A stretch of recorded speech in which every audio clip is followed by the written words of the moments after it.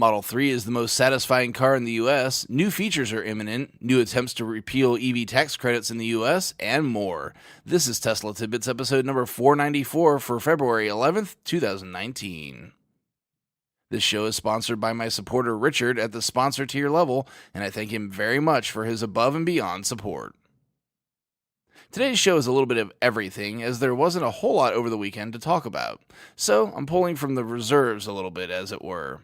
We'll start today with Inside EVs reporting that the Model 3 has been named the #1 car in Consumer Reports' Owner Satisfaction Survey. The love-hate relationship Tesla has had with Consumer Reports is well documented, and for this installation, it seems Tesla has ended up on the love side. Consumer Reports describes the criteria for the award as follows, quote, "Our subscribers provide great insights into their satisfaction by answering one simple question. If they had to do it all over again, would they definitely buy or lease the same model?" In addition, respondents also rate their cars in 6 categories: driving experience, comfort, value, styling, audio, and climate systems, end quote. As Inside EVs notes, this is a considerable accomplishment, edging even Porsche's 911 in the joy department. Congrats to the Tesla team for building the most enjoyable car in the US. We switch over to Teslarati to sum up an update on new features hopefully inbound to the cars soon. This stems from an Elon tweet back on February 7th responding to Tesla owners Silicon Valley, where a member suffered their second break-in event. He responded that, quote, "Sentry mode and dog mode roll out next week," end quote.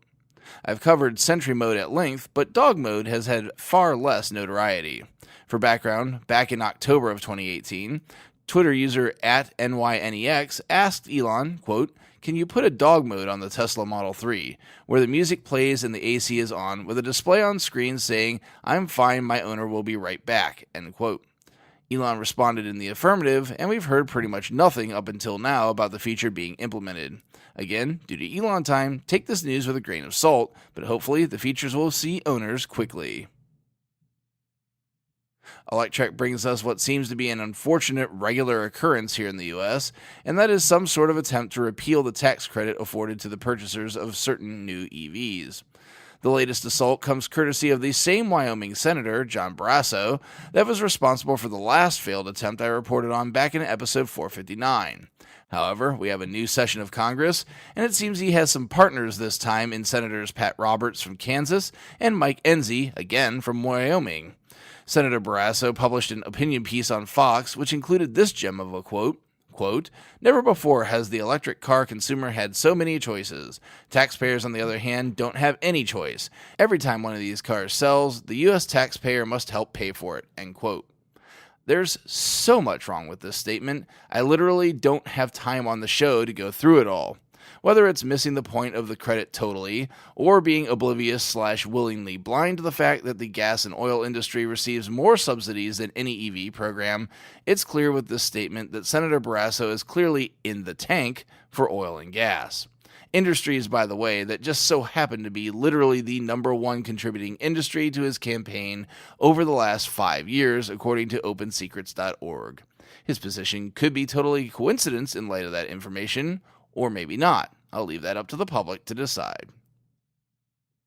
Lastly, this episode, we have a couple of quick hitters. Firstly, all those Model 3s headed over to Europe, they're going to land in a parking lot that is wired to the hilt to support EV charging. Take a look at the picture in the description from Tesla Motor subreddit showing the parking lot in Belgium that has a staggering 300 charging stations. It's a pretty gorgeous sight. Definitely check it out. And then lastly, there's this new Easter egg that's been discovered. This one, though, is on the app rather than in the car. With exactly 121 miles of range remaining, tap the battery icon on your Tesla app and watch the magic happen. Or check out my YouTube video in the description if you don't want to try to time it. Pretty cool stuff. That's it for today's show. As usual, a word about Foam Daddy before we go. Foam Daddy is a nationwide company in the U.S. that sells and rents foam and snow machines. They are also proud to announce the arrival of the Real Snow Machine. This allows anyone to produce real snow in any temperature. Check them out at foamdaddy.com. My many thanks as well to our super patrons supporting the show at the $10 plus level at patreon.com/Tesla Tidbits. They are John Waltauer, Drew Schuyler, John Waller, Ryan Scarborough, Lee Sweet, William Henry Crew III, Dorian Steve Guberman, Bruno Kundichi, Joey Boots, Ralph and Cheryl Waterhouse, Adam Raymer Brown, Megawatt Photovoltaic Development, Todd Sullivan, Robert Healy, Mitch Long, Zortec LED Canada, Morven Ogg, Blake Thompson, Raymond and Deborah Malkowitz, T Sportline, Michael Pastroni, Travis and Cheyenne Rush, Cookie UK, Chris Hovis, Craig Murphy, and Vicky Kirk. If you have any feedback for me, the best way to be heard is to tweet at Tesla Tidbits and use the hashtag AskTeslaTidbits if you'd like your question to be considered for the show. I'll see everyone back here again on Wednesday. Until then, keep it charged and hit the road.